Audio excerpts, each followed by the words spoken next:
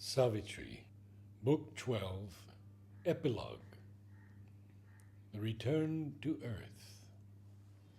Out of abysmal trance, her spirit woke. Lain on the Earth Mother's calm, inconscient breast, she saw the green-clad branches lean above, guarding her sleep with their enchanted life. And overhead a blue-winged ecstasy fluttered from bough to bough with high-pitched call. Into the magic secrecy of the woods, peering through an emerald lattice window of leaves, in indolent skies reclined, the thinning day turned to its slow fall into evening's peace. She pressed the living body of Satyavan. On her body's wordless joy to be and breathe, she bore the blissful burden of his head, between her breasts warm labor of delight. Okay. The waking gladness of her members felt the weight of heaven in his limbs, a touch summing the whole felicity of things. And all her life was conscious of his life, and all her being rejoiced, enfolding his. The immense remoteness of her trance had passed. Human she was once more, Earth's Savitri, yet felt in her illimitable change. A power dwelt in her soul, too great for earth. A bliss lived in her heart, too large for heaven.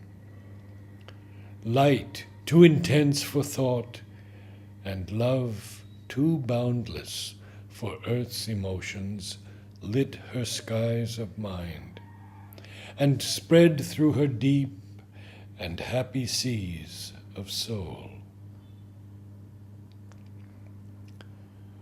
All that is sacred in the world drew near to her divine passivity of mood. A marvelous voice of silence breathed its thoughts. All things in time and space she had taken for hers. In her they moved. By her they lived and were. The whole wide world clung to her for delight, created for her rapt embrace of love. Now, in her spaceless self, released from bounds, unnumbered years seemed moments long drawn out, the brilliant time flakes of eternity. Outwingings of a bird from its bright home, her earthly morns were radiant flights of joy. Boundless she was, a form of infinity, absorbed no longer by the moment's beat. Her spirit the unending future felt, and lived with all the unbeginning past. Her life was a dawn's victorious opening. The past and unborn days had joined their dreams. Old vanished eves and far arriving noons hinted to her a vision of prescient hours.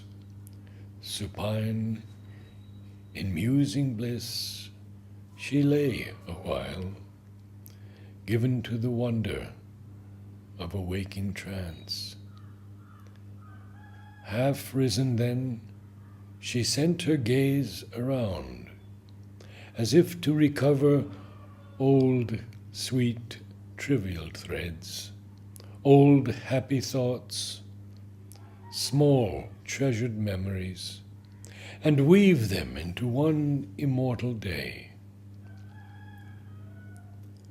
Ever she held on the paradise of her breast her lover, charmed into a fathomless sleep, lain like an infant spirit unaware, lulled on the verge of two consenting worlds.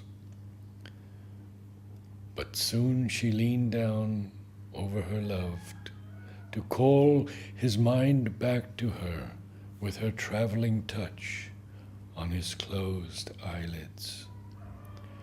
Settled was her still look of strong delight, not yearning now, but large with limitless joy or sovereign last content.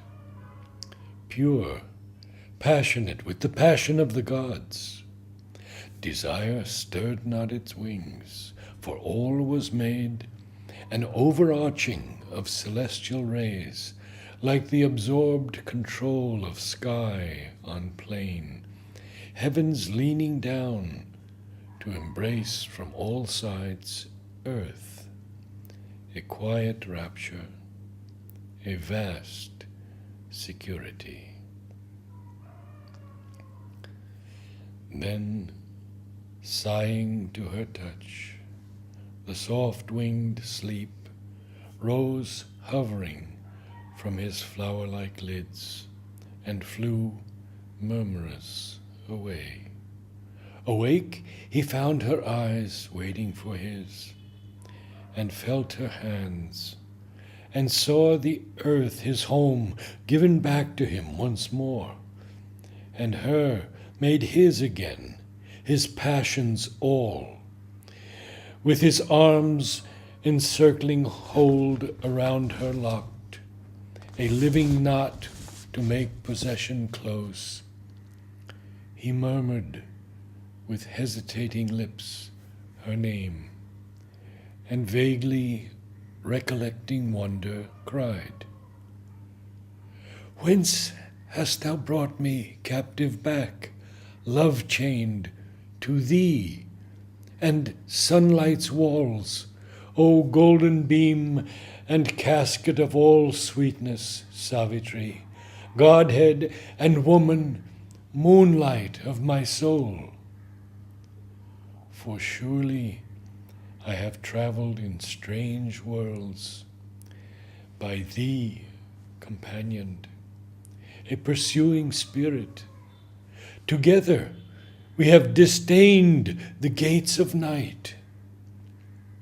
I have turned away from the celestial's joy, and heaven's insufficient without thee. Where now has passed that formidable shape which rose against us, the spirit of the void, claiming the world for death and nothingness, denying God and soul?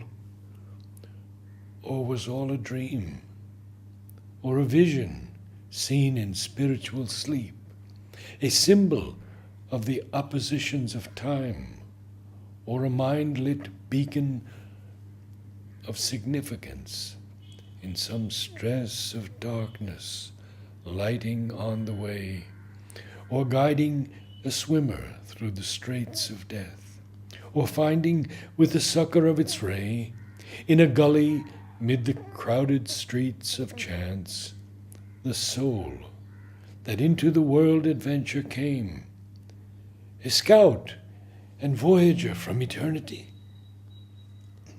But she replied, our parting was the dream. We are together. We live, O Satyavan. Look round thee and behold, glad and unchanged, our home, this forest with its thousand cries and the whisper of the wind among the leaves, and through rifts in emerald seen, the evening sky, God's canopy of blue sheltering our lives, and the birds crying for heart's happiness, winged poets of our solitary reign, our friends on earth, where we are king and queen. Only our souls have left death's night behind, changed by a mighty dream's reality, illumined by the light of symbol worlds and the stupendous summit self of things, and stood at Godhead's gates, limitless, free.